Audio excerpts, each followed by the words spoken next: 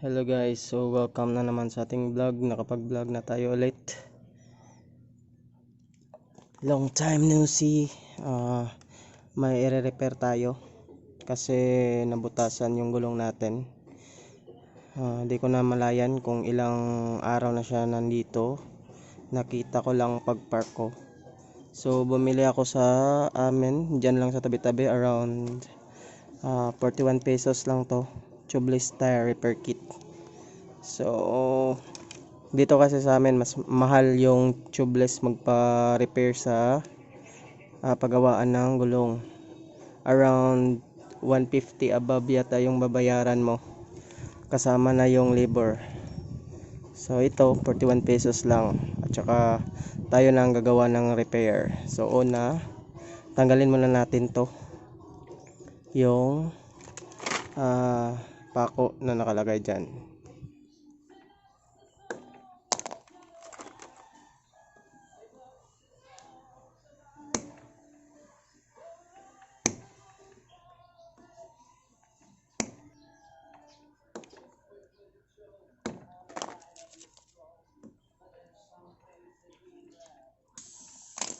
So grabe yung pagkabaon guys, sinungaw na siya.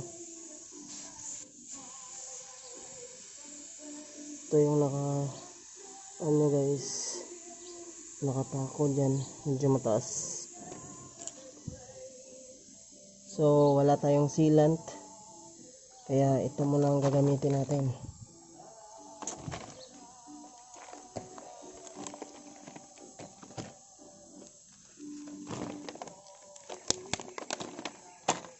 So una, tusukin muna natin to 3 times.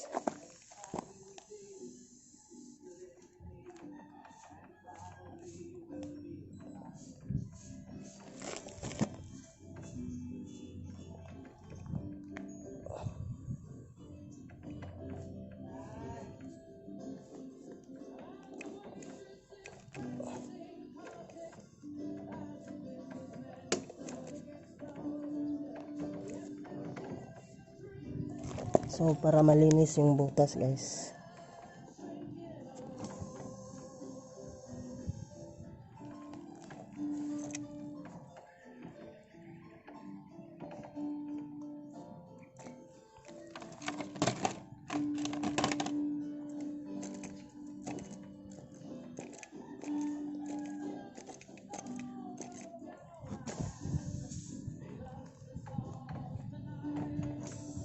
So okay na yan.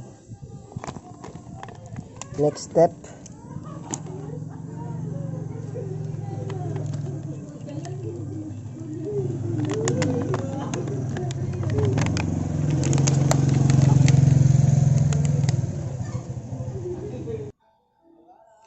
so pagkatapos mo tusukin ito guys 3 times, so next step is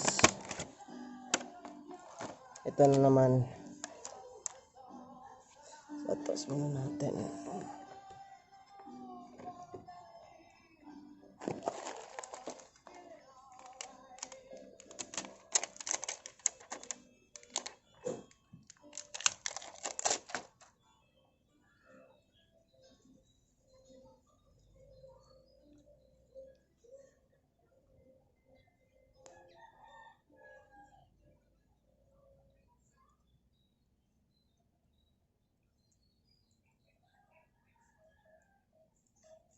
So ayan guys,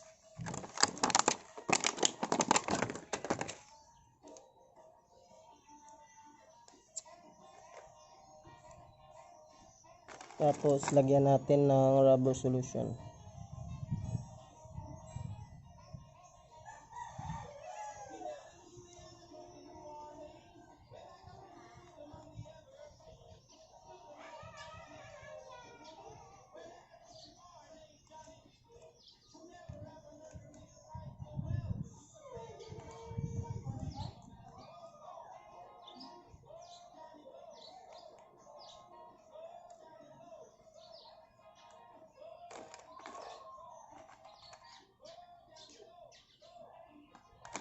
Pagkatapos ng malagay ng rubber solution guys, Ipasok na natin sa butas.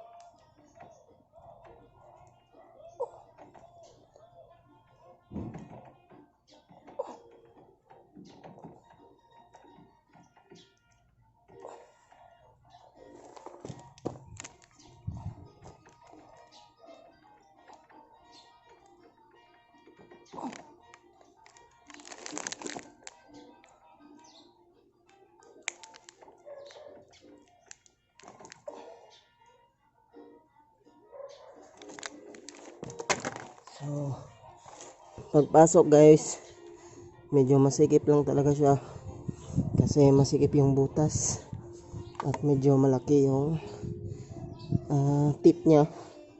Mahirap ipasok pero mapapasok din siya. So yan, lagyan na natin ng hangin.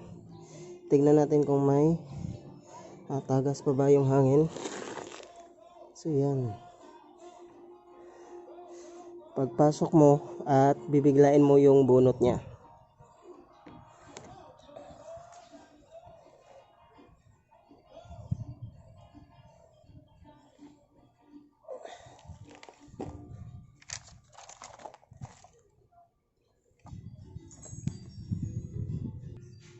So lagyan na natin ng hangin guys. Tingnan natin kung may butas pa ba.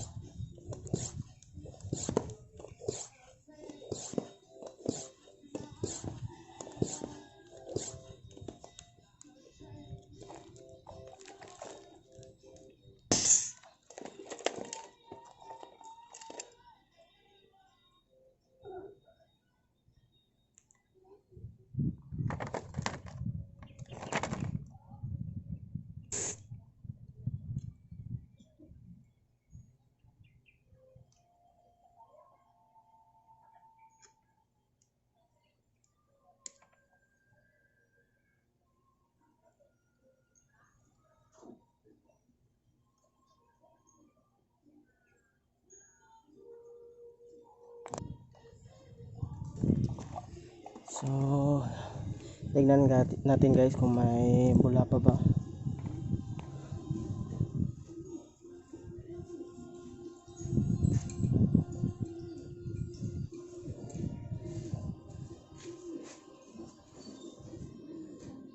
So far, wala na tayong bula na nakikita guys.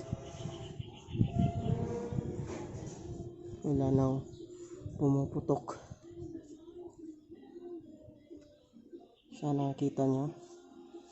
So ganun lang yung paglagay nito guys. Tapos uguntingin natin siya para wala nang nakalabas na guma. So yun lang. Maraming salamat. Peace.